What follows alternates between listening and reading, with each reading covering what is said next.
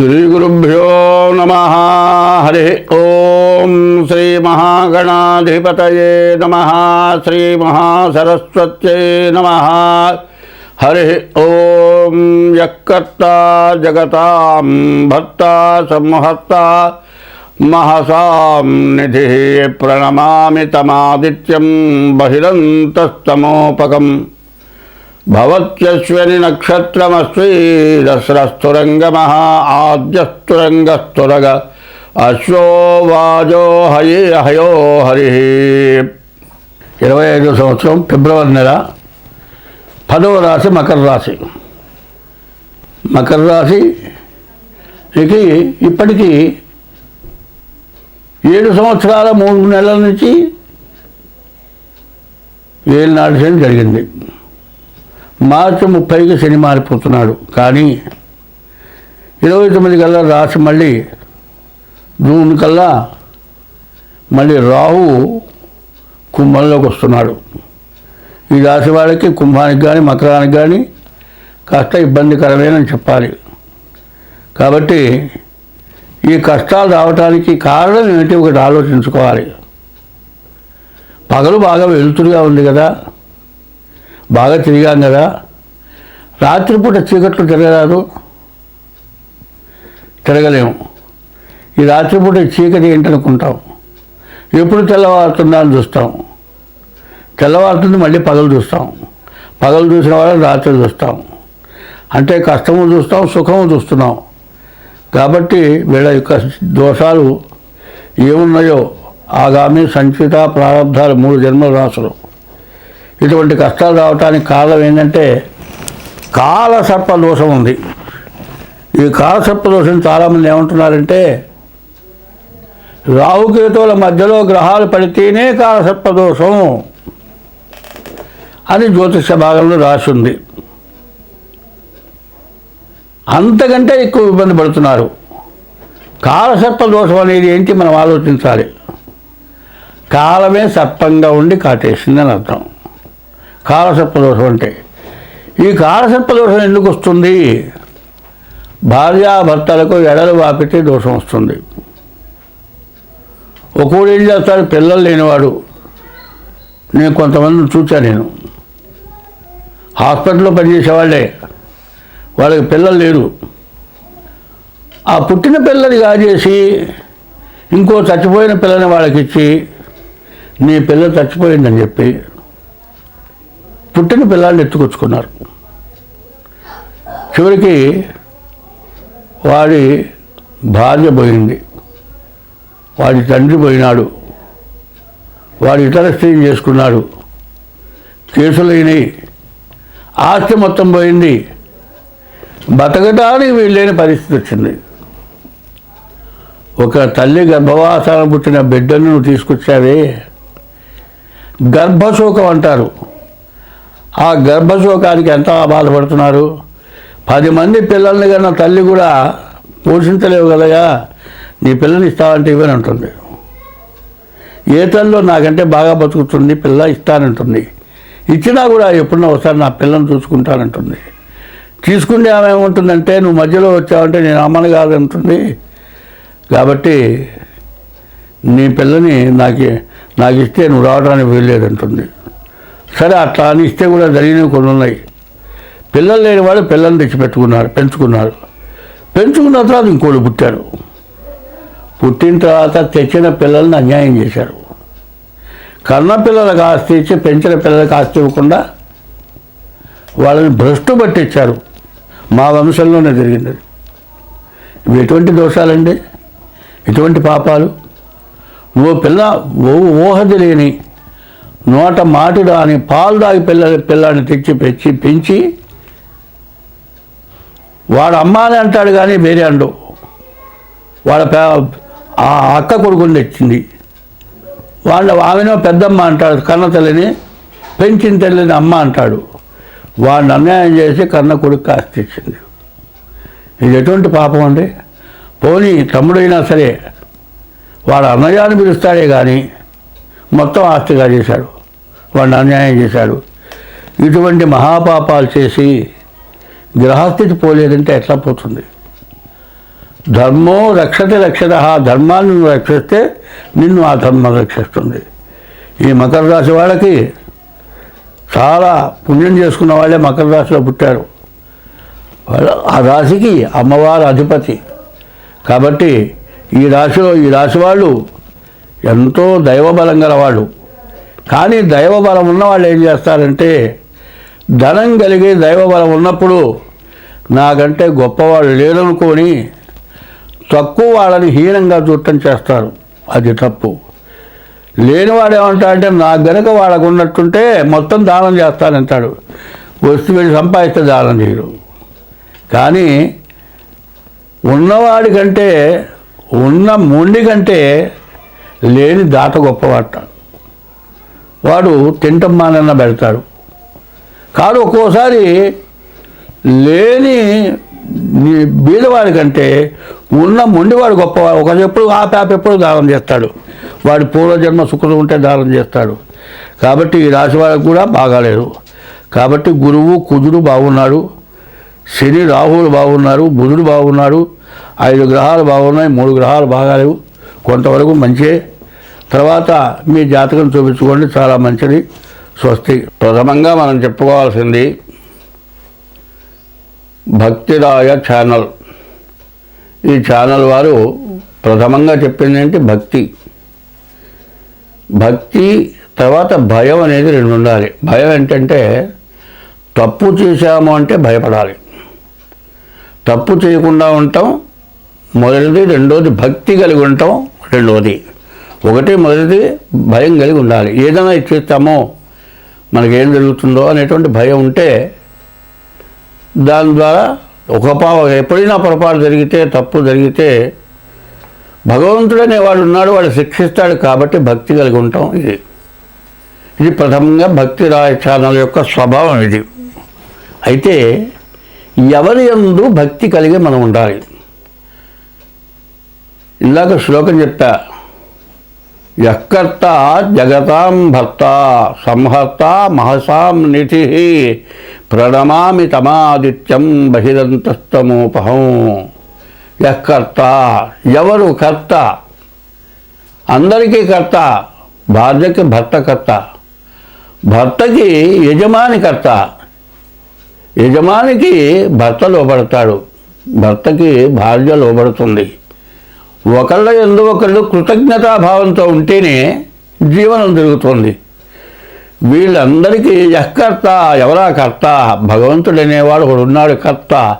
జగతాం భర్త, యఃకర్త జగతాం భర్త, జగత్తు మొత్తానికి భర్త, భరాయించేటువంటి వాడు ఒకడు ఉన్నాడు. యఃకర్త జగతాం భర్త, సంహర్త, అందరినీ సంరక్షిస్తున్నాడు. సంహర్త మహసాం నిధి, మొత్తం ప్రపంచం భూమి ఆకాశము రెండింటి యందు 84 లక్షల జీవరాశులు ఆకాశంలో తిరిగేవి 21 లక్షలు, భూమి పైన తిరిగేవి 21 లక్షలు, భూమి లోపల తిరిగేవి 21 లక్షలు, నీటిలో తిరిగేవి 21 లక్షలు, మొత్తం కలిపి 84 లక్షల జీవరాశుల్ని సంరక్షించేటువంటి భగవానుడి వలయ అంటే సంహర్త, అందరినీ సంరక్షిస్తున్నాడు.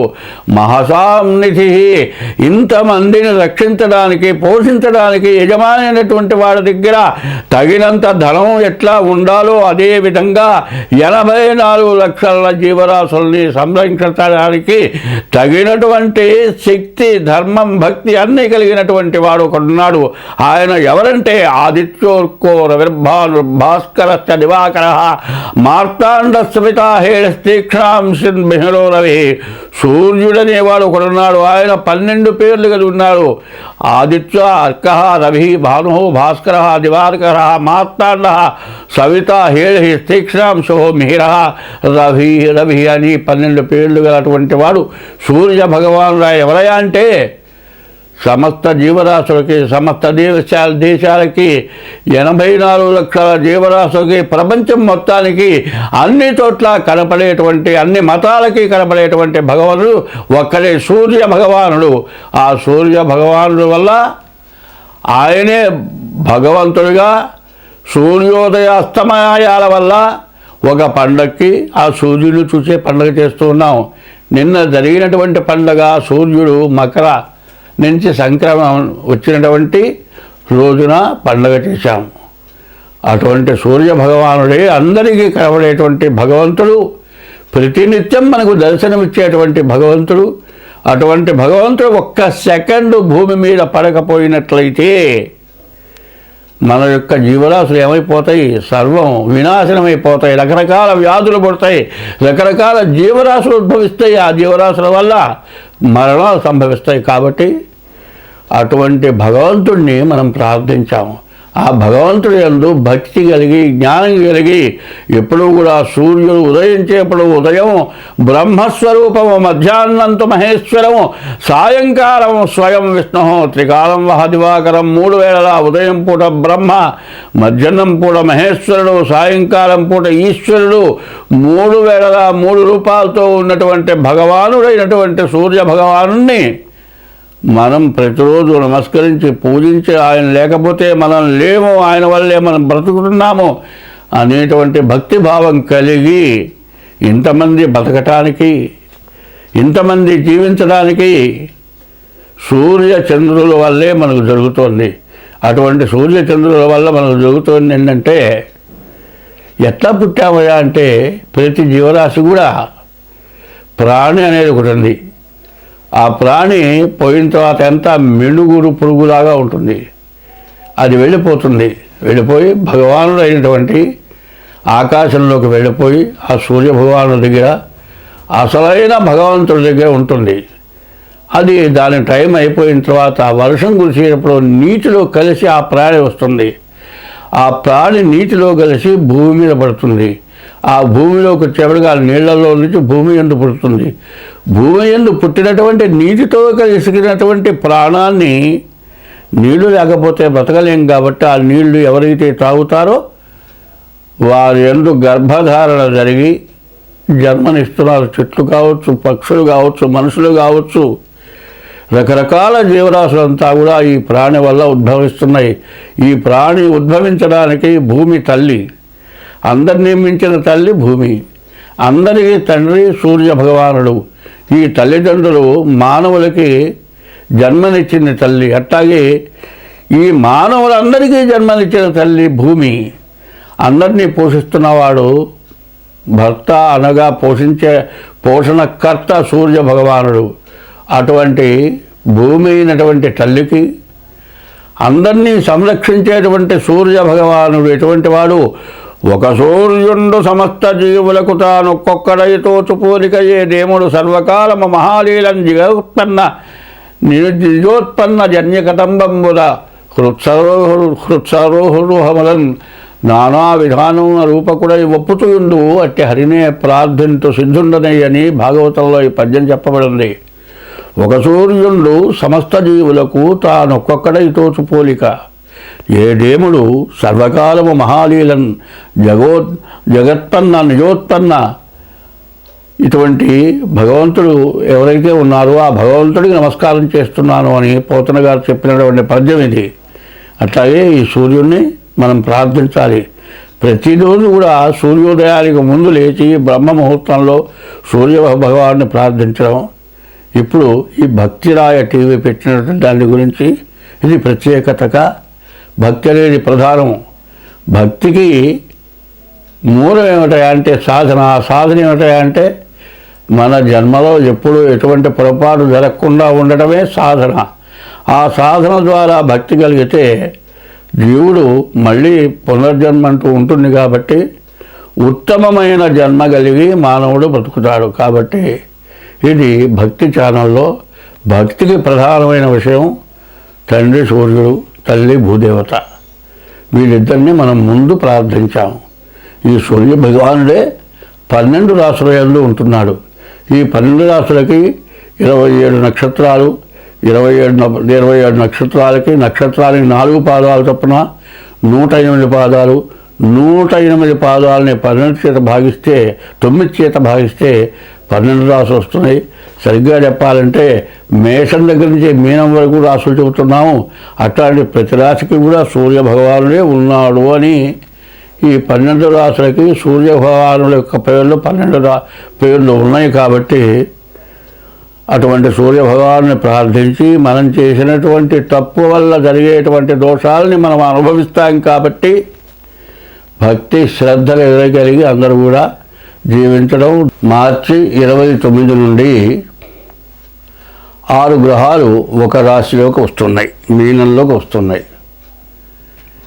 2 సంవత్సరాల 6 మాసాలు మార్చి 30కి శని కుంభరాశిలో నుంచి మారి మీనరాశిలోకి వస్తున్నాడు. సంవత్సరం 10 నెలలకు రాహువు మీనరాశి నుంచి కుంభరాశికి వస్తున్నాడు. కానీ ఈ గ్రహాలు 6 గ్రహాలు ఒక చోట చేరినాయి. 6 గ్రహాలు ఎట్లా చేరినాయి, ఎందుకు చేరినాయి, ఏమిటి కారణం, దీనివల్ల వచ్చే కష్టమా నష్టమా సుఖమా దుఃఖమా అనేది ఆలోచించుకోవాలి. ఇంతకుముందు 60 సంవత్సరాలకి పూర్వంలో అష్టగ్రహ కూటమి అనేది వచ్చింది. ఈ అష్టగ్రహ కూటమి వచ్చినప్పుడు కొంతమంది మానవులు నడుస్తూ పడిపోయి ప్రాణాలు వదిలారు. మంచం మీద పడుకున్న వాళ్ళు పడుకున్నట్లే ప్రాణాలు పోయినాయి. తెల్లవారు చూస్తే మనిషి శవమై ఉన్నాడు. ఇట్లా రకరకాలైన మరణాలు, రకరకాలైన వ్యాధులు, రకరకాలైన సమస్యలు వచ్చినాయి. ఇప్పుడు కూడా 24వ సంవత్సరం 2024వ సంవత్సరం నుంచి 2027వ సంవత్సరం వరకు 24, 25, 26, 27 ఈ 4 సంవత్సరాలు కూడా దుష్ట చతుష్టయం అని చెప్పాలి. 24లోనే కొన్ని రకరకాలైన సమస్యలు బాధలు బాగా పెరిగిపోయి అసలు ఎట్లా బతకాలి. మానవుల కంటే రాక్షసులైనటువంటి జనం, రాక్షసులు అంటే వేరే లేరు, మానవుల్లోనే రాక్షసులు, రాక్షసత్వం ప్రబలిపోయి చాలా సమస్యలు వచ్చినాయి. అదే కాదండి, ఈ మధ్య కొన్ని యుద్ధాలు వచ్చినాయి. మరి ఉక్రెయిన్ మీద మరి ఇంకో దేశం, ఆ దేశం యుద్ధం చేసింది, రష్యా అమెరికా. రష్యా ఏం చేసింది, ఉక్రెయిన్ కూడా ఒకప్పటి రష్యాలో భాగమే. మరి వాళ్ళల్లో వాళ్ళు గొడవలు పడి మరి దాన్ని తన భాగంలో ఉన్నటువంటి వాడు విడిగా అన్నదమ్ముల్లాగా విభజన అయిపోయిన తర్వాత తమ్ముడు అన్న మీద ఎదురు దిగినట్లుగా ఉక్రెయిన్ రష్యాకి ఎదురు తిరగటంతో వాళ్ళిద్దరికీ యుద్ధం వస్తే మధ్యలో కొన్ని దేశాలు ఉక్రెయిన్ని సపోర్ట్ చేసి యుద్ధం జరిపింది. ఈ యుద్ధంలో ఎంత నాశనమైపోయిందో, ఎన్ని భవనాలు, ఎన్ని రకాల ఆస్తులు సర్వనాశనం అయిపోయినాయో మనందరికీ కూడా బాగా తెలుసు. మానవ జన్మ ఎత్తిన వాళ్ళు, చదువుకున్న వాళ్ళందరూ కూడా ఇది పెద్ద యుద్ధం, ప్రపంచ యుద్ధంగా మారిపోతుంది అని భయపడ్డాం.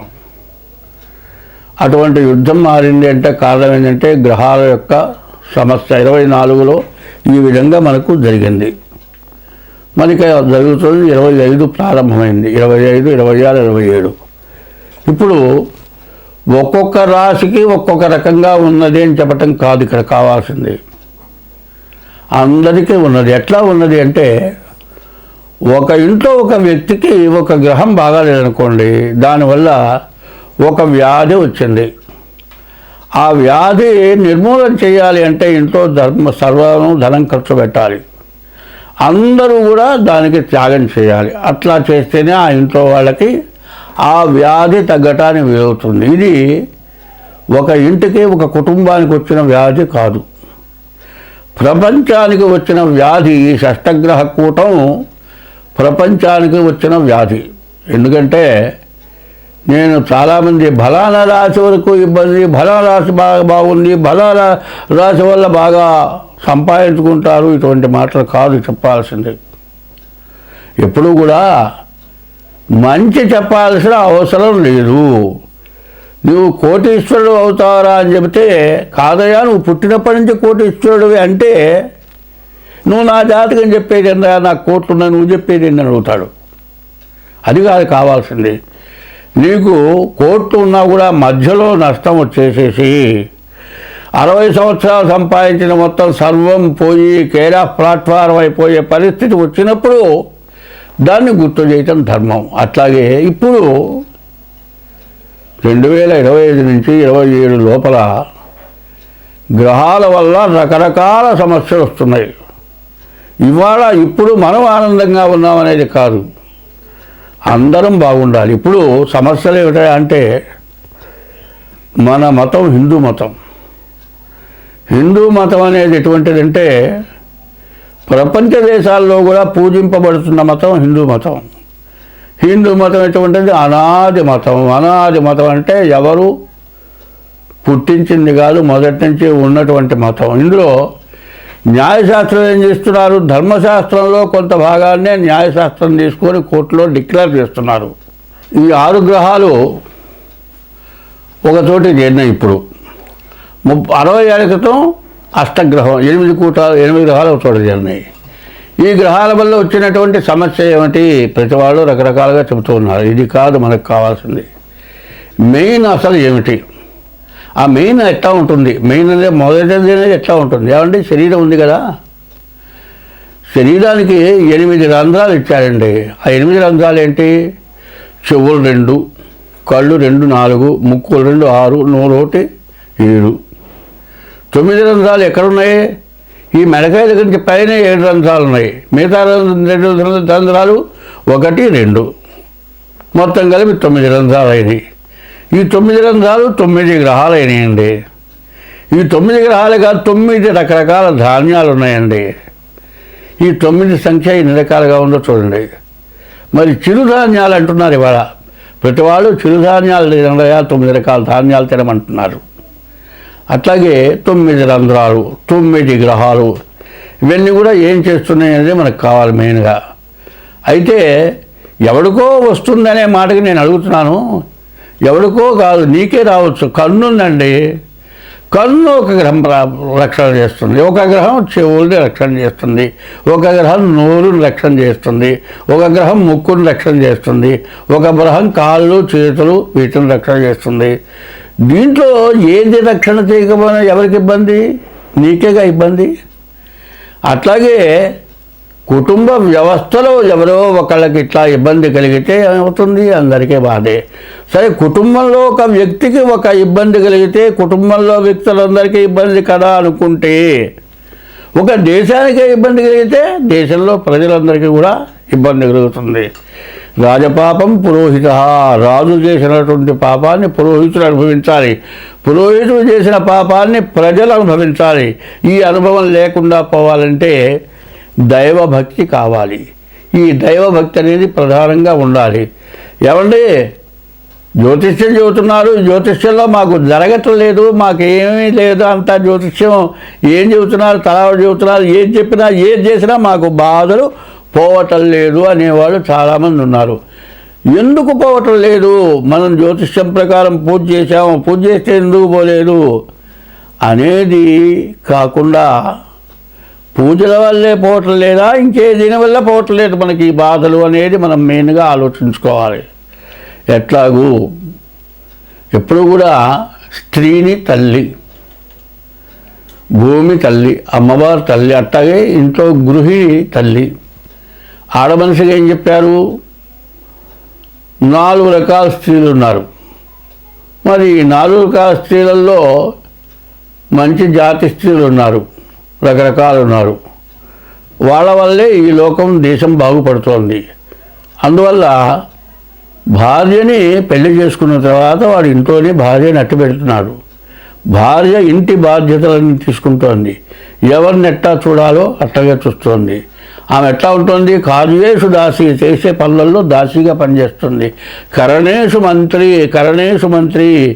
భర్తకి సలహా ఇవ్వటంలో మంచిగా ఉపయోగపడుతోంది. భోజ్యేషు మాత, భర్తకి భోజనం పెట్టేప్పుడు తల్లిలాగా పెడుతోంది. శయనేషు రంభ, భర్తతో పడుకున్నప్పుడు రంభలాగా ఉంటుంది. షట్కర్మయుక్త, 6 కర్మలు చేస్తోంది. కులధర్మపత్ని అన్నారు. భర్త అంటే భరాయించేవాడు, భార్య అంటే భాగాన్ని పంచుకుండేది. ఈ 2 భూమి ఆకాశం. సూర్యుడు భూమి తల్లి, సూర్య భగవానుడు తండ్రి. వాళ్ళు ఎట్లాగో మనం భూలోకంలో కూడా భార్య భర్త, భర్త సూర్యుడు, భార్య భూమి. భూమి ఏం చేస్తుంది? భూమిలోంచి నీళ్ళు వస్తున్నాయి, నవధాన్యాలు పండుతున్నాయి, మరి సముద్రంలో ఉప్పు నీళ్ళు వస్తున్నాయి, మరి నదిలోనే మంచినీళ్ళు వస్తున్నాయి. ఇవి కాక విషవాయువులు వస్తున్నాయి, ఆయిల్స్ వస్తున్నాయి. మరి మంచినీళ్ళు వస్తున్నాయి తాగుదాం కదా అని మంచినీళ్ళు లాగానే బావిలో నుంచి ఆయిల్ వస్తుంది కదా, అది తాగితే బతుకుతామా? బతకం కదా. ఏది తినాలో అది తినాలి, ఏది తాగాలో అది తాగాలి. అది కూడా ఎక్కడి నుంచి వస్తుంది? అంతా భూమి నుంచే ఉద్భవిస్తుంది. అట్లాగే స్త్రీ వల్లే అన్నీ ఉద్భవిస్తున్నాయి. ఇవి తెలుసుకొని కామక్రోధశ్చ లోభశ్చ దేహే తిష్టంతి తస్కరాః జ్ఞానవిత్తాపహారేణ తస్మాత్ జాగ్రత్త. కామం క్రోధము, ఈ కామం క్రోధం రెండింటి వల్లే దేశమంతా సర్వనాశనమైపోతుంది. కామం అనేది చాలా తక్కువ. ఎటువంటిది యవ్వనం చాలా కొద్ది. మనిషి 100 సంవత్సరాలు బతికితే బాల్యం 25 సంవత్సరాలు, యవ్వనం ఒక 5 సంవత్సరాలు ఉంటుంది.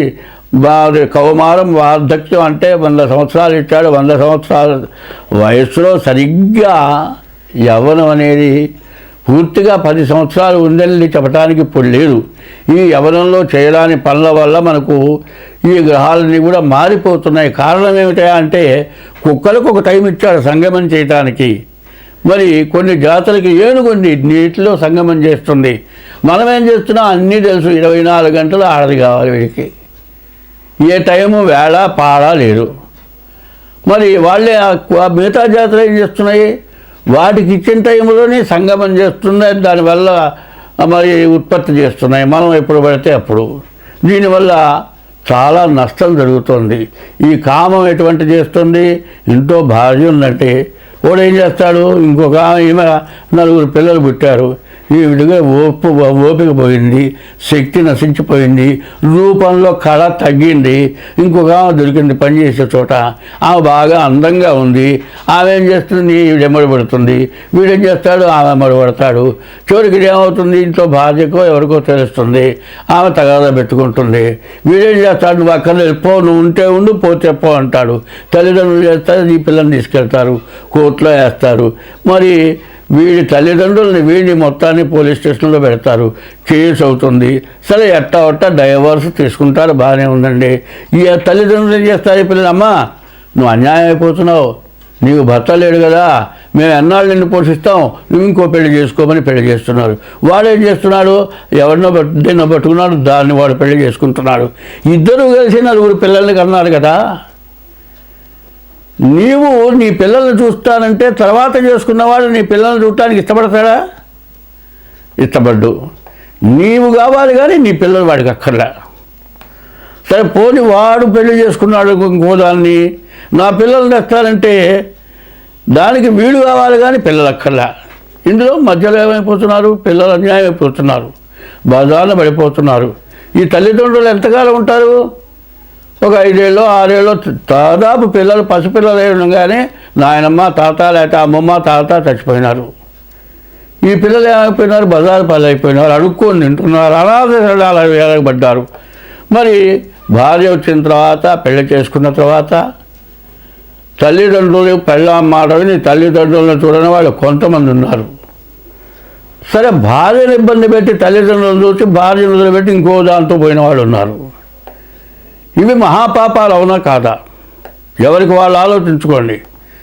ఈ షడ్గ్రహ ఈ 6 గ్రహాల యొక్క కూటమి ఇటువంటి పాపాలు ఎవరైతే చేశారో అవి అప్పుడు గుర్తుకొస్తాయి. అనుభవించేప్పుడు, బాధపడేటప్పుడు ఏం చేశాను? ఫలానా పని చేశా, అందువల్ల నాకు ఈ కర్మ పట్టింది. జన్మనిచ్చిన తల్లిదండ్రులు పెంచి పెద్ద చేసి 25 ఏళ్ళ దాకా పెంచి చదువు చెప్పించి ఉద్యోగం ఇప్పించి పెళ్లి చేసి ఇంత చేసిన వాళ్ళని తల్లిదండ్రులను బతికించవా? నువ్వు వదిలేస్తావా? లేకపోతే డబ్బులు కట్టి వృద్ధాశ్రమంలో చేరుస్తావా? లేకపోతే సాయంత్రం వదిలిపెడితే వాళ్ళు అనాథ శరణాలయం పోవాలా? పెళ్లి చేసుకున్నావు, పిల్లల్ని కన్నావు, మరి భార్య భర్త ఇద్దరు విడిపోయి వేరే పెళ్లి చేసుకొని నీవు కన్న పిల్లల్ని వదిలేసి వాళ్ళని అనాథ శరణాలయ పాలు చేస్తావా? ఇది ధర్మమా? ఇది ధర్మాన్ని అనుసరిస్తున్నారా మీరు? ఈ అధర్మాన్ని అనుసరిస్తూ జ్యోతిష్యం చెబితే ఈ జ్యోతిష్యంలో జరగట్లేదంటే చేసిన పాపం వృధాగా పోతుందా? పిల్లికి చెలగాటం, ఎలిక్కి ప్రాణ సంకటం అన్నారు. ఒక ఎలుక కనబడితే పిల్లి ఏం చేస్తుంది? అటు పరిగెత్తిస్తుంది, ఇటు పరిగెత్తిస్తుంది, కటికట పట్టుకుంటుంది, తోక పట్టుకుంటుంది, నేలకేసి కొడుతుంది. ఒక్కసారి గొంతుకాయకి చంపితే దానికి ఏమీ తెలియదు, బాధ లేకుండా పోతుంది. దాన్ని చిత్రహింస పెట్టి చంపావు. పిల్లి ఆ విధంగా చేసిన కంటే పిల్లి చేసిన దానికంటే మనం చాలా ఘోరాలు చేస్తున్నాం. ఈ ఘోరాల వల్ల దేశం భ్రష్టు పెట్టిపోతుంది. మన హిందూ ధర్మంలో ఏంది? ఒక మగవాడికి ఒక్కటే భార్య. మన హిందూ ధర్మంలో తప్పితే ఏ ధర్మంలోనా ఈ మాట చెప్పి ఉన్నదా? ఇంకో ధర్మం మా ధర్మం గొప్పదని అంతం కాదు నేను చెప్పేది. హిందూ ధర్మంలో మొదటి నుంచే వస్తుంది, ఒక భర్తకి ఒకటే భార్య, ఒక భార్యకు ఒకటే భర్త, వీరిద్దరే జీవితం గడపాలి అని. దాదాపు ఇప్పటికైనా 150 మంది అదే ధర్మంలో ఉన్నారు. ధర్మాన్ని తప్పుతున్నారు. తర్వాత ఏం చేస్తున్నారు? ఇట్లా విడబడిపోయి సహజీవనం అంటున్నారు. ఇవన్నీ కూడా ఎందుకు జరుగుతున్నాయి?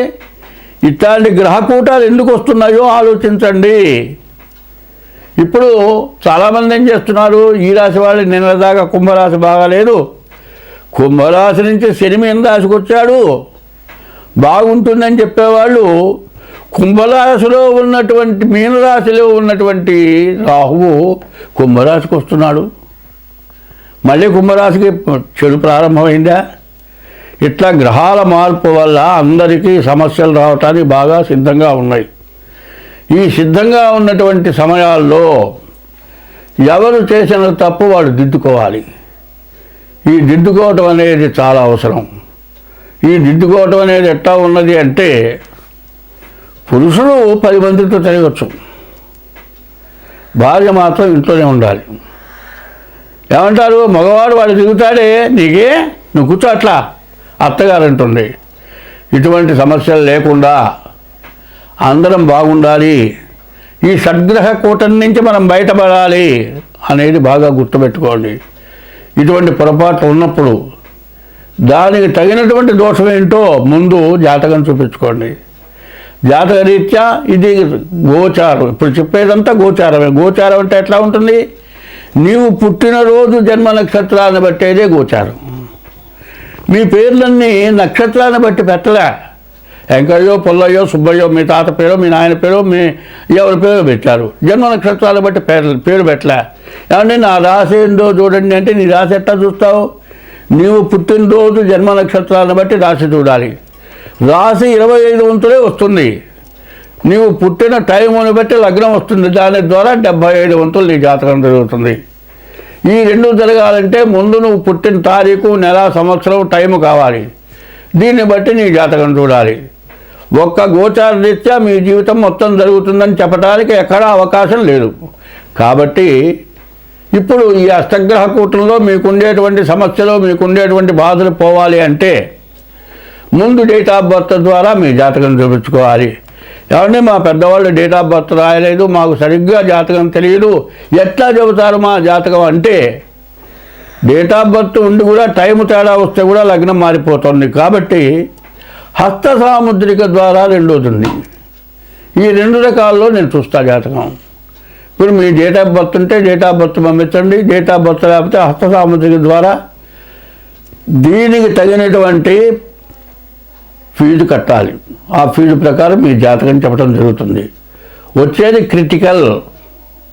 ఎందుకంటే షష్టగ్రహ కూటం చాలా ఇబ్బందికరమైంది.